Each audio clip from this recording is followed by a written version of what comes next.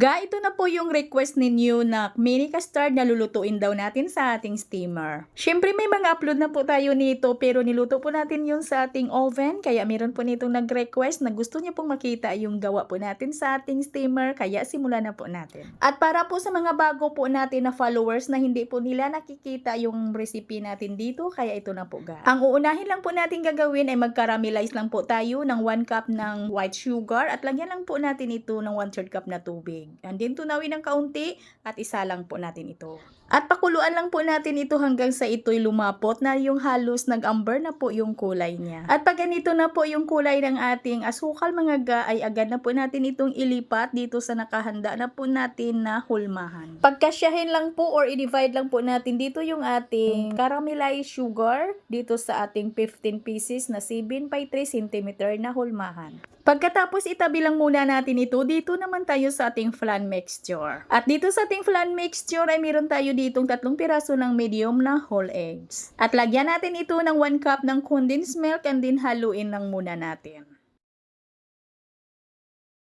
At nang nag-well combine na po yung dalawa po nating ingredients, ay ilagay na po natin dito yung 1 cup na evaporated milk. At lagyan natin ito ng half teaspoon ng vanilla extract and then haluin lang muna natin yan. Haluin lang po talaga natin ito ng padahan-dahan until well combine po yung ating mga ingredients at salain po natin ito ng mga 3 beses.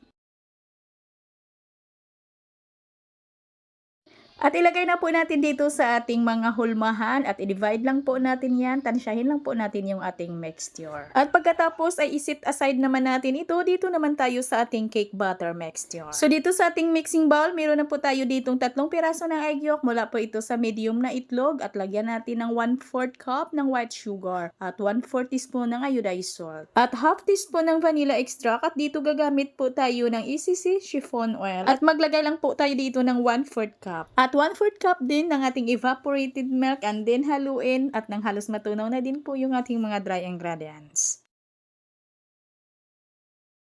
At maglagay na po tayo dito ng 3/4 cup ng cake flour. At maglagay lang po tayo dito ng 1 1/2 teaspoon ng baking powder. Kung nakikita nyo po yung ating video ng ating recipe dito ng ating mini custard na niluto po natin sa ating oven, ay same lang po yung mga ingredients dito mga guys. Ayan, at ito lang po yung consistency ng ating mixture and then salain po natin ito. At pagkatapos ay isit aside lang muna natin ito. Dito naman po tayo sa ating mirang. So dito meron na po tayong 3 piraso ng egg whites at mula din po ito sa medium na itlog at lagyan lang po natin ito ng half teaspoon ng cream of tartar. Kung wala kayong mga cream of tartar, ay pwede talagang gumamit dito ng half teaspoon ng white vinegar or yung dato puti po natin. At pag lang ito'y nag-foamy na or yung makinis na po yung bubbles ng ating egg whites, ay gradually na po nating ilagay yung ating 1/4 cup ng white sugar. Kailangan yung ating egg whites mga guys, hindi po yan mahaluan na kahit kunti or maliit lang po na egg yolk para po magandang alsa ng ating egg whites. At kailangan na dry, hindi basa yung ating paglalagyan ng ating egg whites or yung ating bowl at saka yung attachment ng ating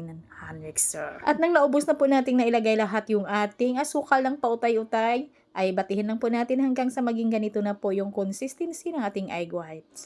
At kukuha lang muna tayo ng kalahati lang ng ating mirang. I-mix po natin dito sa ating cake butter mixture. Cut and fold lang po yan ng padahan-dahan. At nang well mix na po yung first po natin na nilagay, ay pwede na po nating ilagay lahat yung natira pa natin na mirang. And then cut and fold ulit ng padahan-dahan until well combined. At kailangan mga guys, wag lang po natin itong ma-overmix.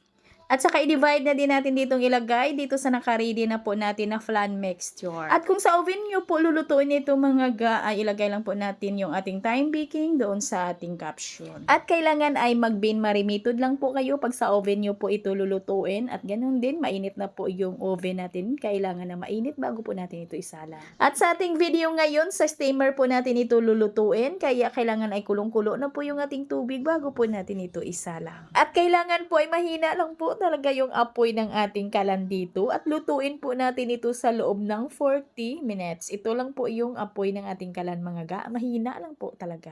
At pagkalipas ng 40 minutos ay ito na po ga, luto na po yung ating mini custard. At palamigin lang muna natin ito bago po natin i-unmold dito sa kanyang molder. At gumamit lang po ako dito ng 3 ounce ng ating cupcake liner. At scrape nyo lang mga gayong bandang gilid ng ating cake. Kailangan ay gagamit lang po tayo ng mga manipis lang na bagay or di kaya yung barbecue stick. At dandahanin lang po natin yung itaob. At hanggang dito lang po yung ating video. Maraming salamat sa inyo. Ito pong muli ang inyong Kainday Tinapay. Maraming salamat ulit at bye-bye.